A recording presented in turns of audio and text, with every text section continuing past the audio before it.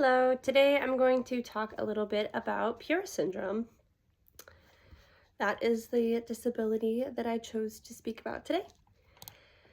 And so we're going to start with, what is PURA syndrome? Why does it happen? So PURA syndrome is a rare genetic condition that affects neurodevelopment. So it affects things like, basically you would want to call it like a global delay, essentially. So it affects gross motor, it affects fine motor, it affects cognitive ability, so there's cognitive delay. It affects different parts of the body, so there's things like hypotonia, which is essentially like the muscles have to work extra hard in order to do the things that our bodies do. Why does it happen? So the syndrome is brought about by one or both of the PURA genes either being a different letter spelling in the gene or even a deletion of lettering within the gene. So there's two different variants of PURA syndrome. The one that I am most familiar with is the lettering being swapped. And then there's another variant, which is the lettering is, there's a deletion in the lettering. PURA syndrome is largely found to be de novo, which is otherwise called it out of the blue. So it doesn't come from either parent's genetic makeup. It comes from just the gene essentially not configuring the way it's supposed to. It's kind of an anomaly type situation. And the reason that I chose this topic is my sweet son. So my son has PURA syndrome. He was diagnosed at 6 months old. And so this is very near and dear to my heart. He's now 4 years old, and he's the most important human to me. He is the sweetest, gentlest, most wonderful soul I've ever encountered in my life.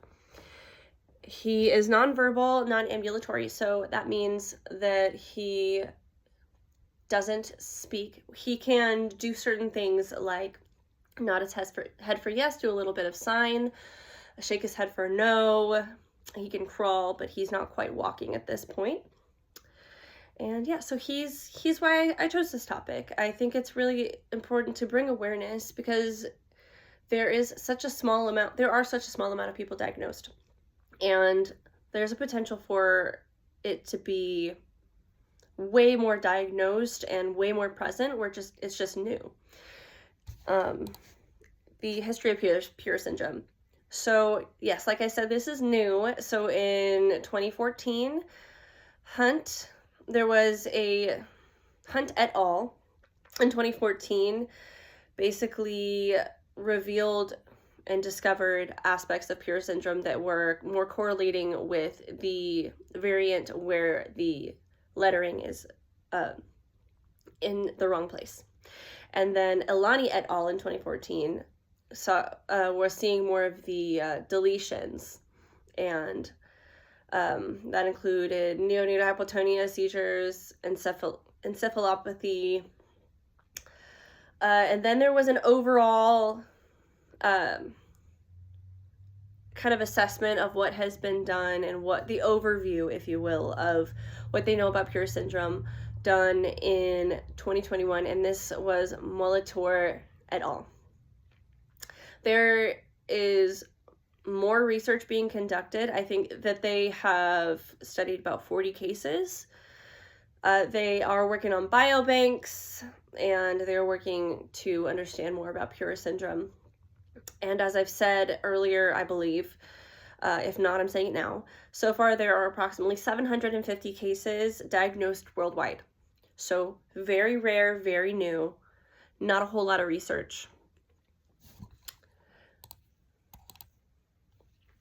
Why is PURA syndrome considered a disability? I think, I already talked about a lot of different aspects of why it would be considered a disability, but just to go over a few of the things, because honestly, there are a plethora of different aspects of the syndrome that equate to a disability. But I'm just going to talk about a few of the key points that qualifies. PURA syndrome in this way. So it's, as I said, a global developmental delay. Most people diagnosed are nonverbal. There are mobility difficulties and hypotonia, which I explained. Hypotonia is having to do with the way that the muscles work. They have to work extra hard. That's the best way that I can explain it. There's a lot of sensory sensitivity. So for instance, my son, he needs slower transitions, clearer transitions, because if it's too quickly, it feels like a whole lot is happening sensorily. So different things like that, and that's very common in a lot of PURA kids. What's interesting too, my son actually, he gets really emotional when he hears like ballads and different songs, and I actually spoke to another PURA parent, and they said that their child gets emotional when they hear Happy Birthday. So that's just a weird little connection. It's interesting. Another one of the most serious aspects, although there are many, is over 50% of people diagnosed do develop seizures, which is pretty significant. I believe it's actually more so along the lines of 51%. And like I said, truthfully, the list just goes on and on. There are many aspects of this syndrome that are qualifiers for a disability.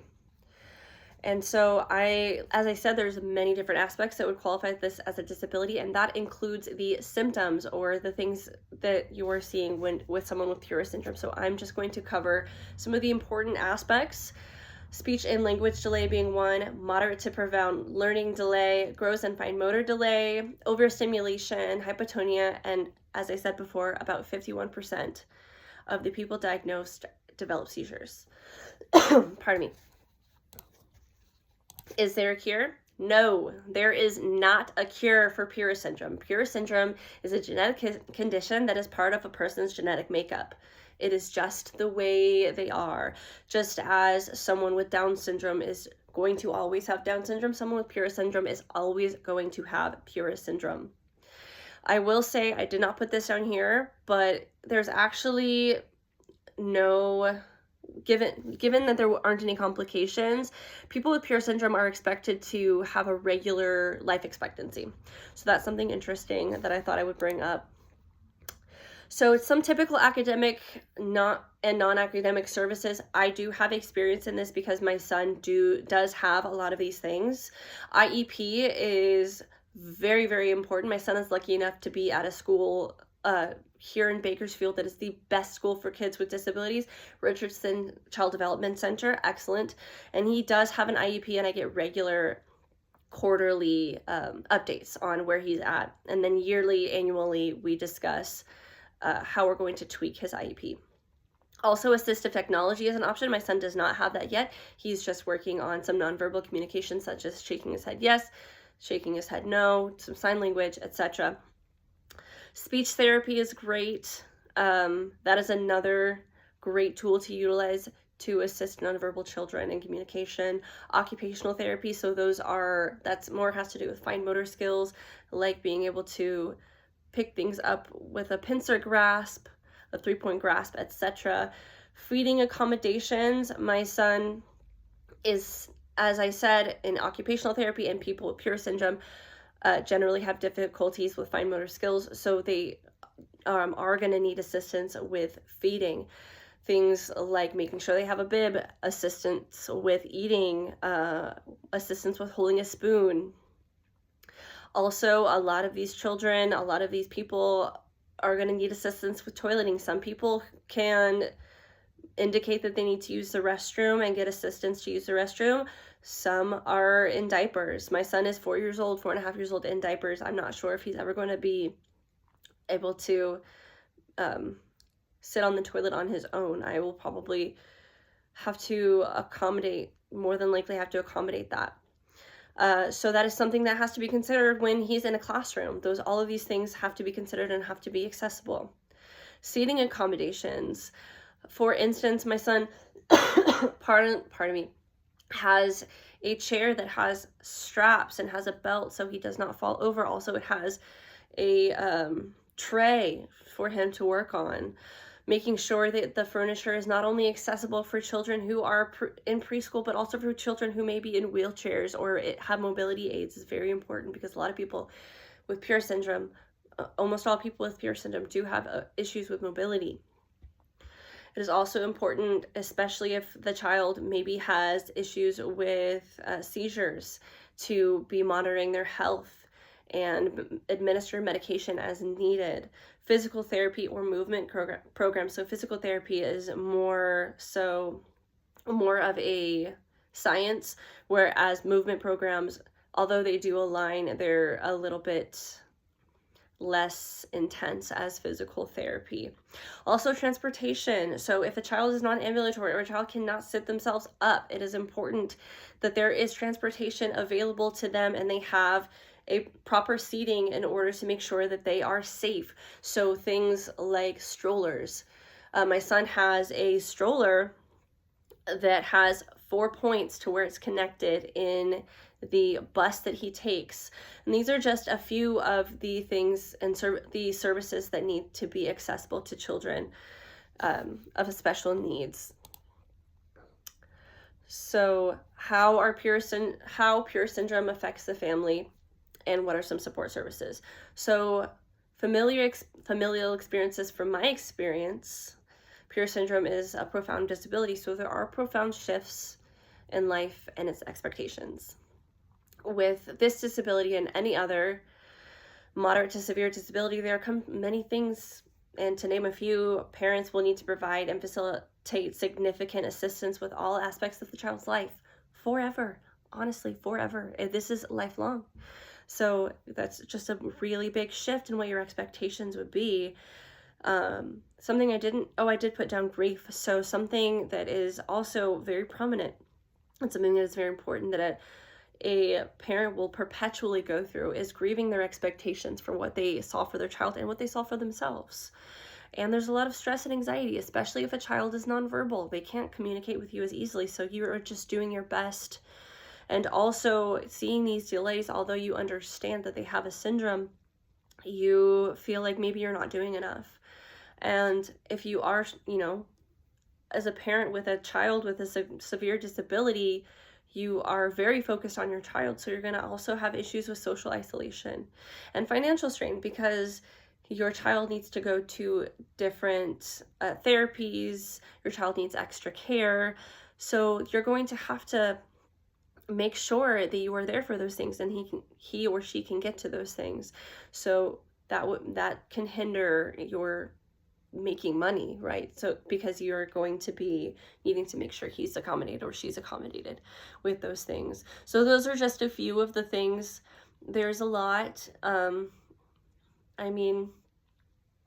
It's a significant life change. It's a big adjustment, especially if you're not expecting it. Some of the services that are available, I am aware of, like I said, because I utilize these services. Your local regional center. Kern Regional Center has been of a lot of assistance. They tend to do home visits. They can also direct you to CSS, which is another service that helps with various medical things.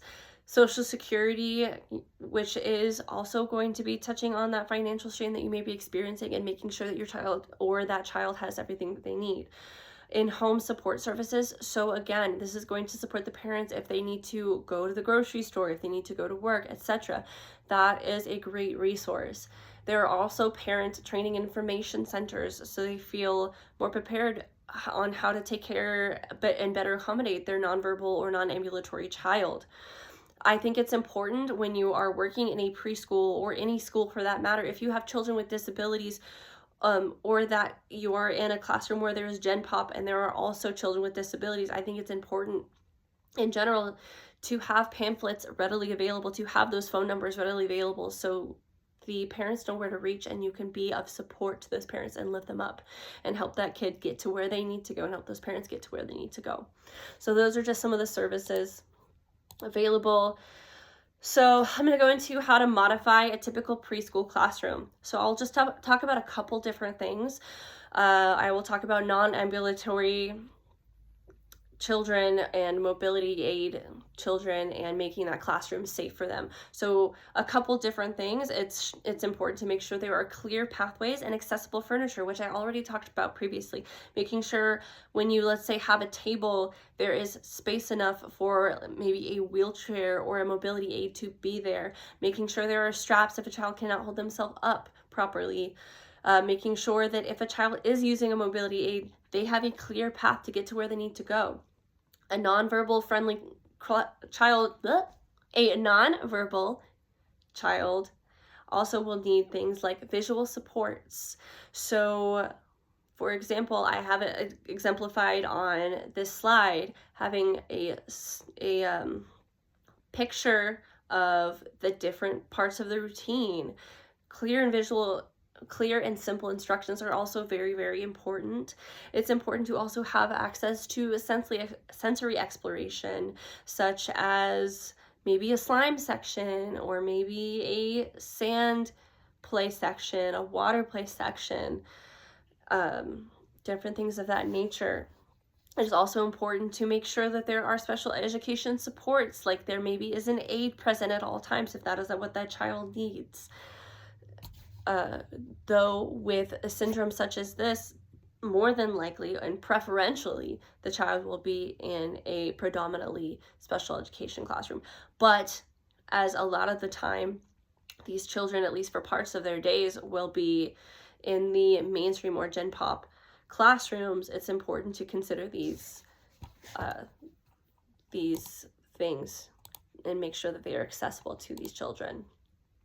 So to go into a little bit more detail about indoor accommodations, it is important to clearly set and display routines. As I've said before, it is important to have word pictures, essentially things like washing your hands, it's also important to have visual organization and expectation breakdowns, like I talked about in the previous slide, a clear set schedule that has clear communications on what is to be expected for the day, a designated quiet area for overstimulation. It also can be helpful if the child is in a mainstream preschool classroom to pair that child with a classmate so they have that support, and to make sure that they have that socializing that they need. Every child needs to socialize, right? And also preferential seating would be very beneficial as well. Making sure the child is closer to the teacher so they have more assistance and they have more access to you, because they're going to need that. Okay, some outdoor accommodations. Again, clear pathways, play areas that don't require mobility, like a little sand table, as I was discussing before, a water table, something that is going to be accessible to them. It is also important to have a quiet, shady area, again, for sensory issues. Also, these children do tend to have issues with regulating their temperature, so it's important to consider that as well. And it is important the child or children are being fully monitored at all times. So in summation, PURA syndrome is a rare neurodevelopmental genetic condition which causes things like children to be nonverbal, gross and fine motor delay, global delay, and potential seizures, as well as much, much more like hypotonia and different things of that nature. This condition is non-curable and genetic, and requires a multitude of assistance and adaptations within the classroom, including clear pathways, peaceful areas, simple and clear communication, visual instruction, and a clearly set routine. Speaking from experience, these children are filled with love and are capable of having fruitful lives, though they may be more limited than the typical experience that a child may have. But as teachers, we have the opportunity to uplift these children and to give them what they need and give them the love and support that they need, and help their parents and facilitate the needs of their families. And I just think that preschool teachers and teachers in general really play a crucial role in all children's lives, and special education children's lives, like exponentially. My son, I'm so grateful for his teacher. I am so grateful for the aides that are there. I'm so grateful for the accommodations. It's just very important that as teachers, we are looking at all aspects and trying to accommodate the best that we know how. So that's my spiel. I do have my little reference page. It generally is just from the PURA syndrome website because there's not a lot of literature out there for PURA syndrome. That was my presentation. Again, I'm Bridget Love. That was PURA syndrome, and thank you for listening.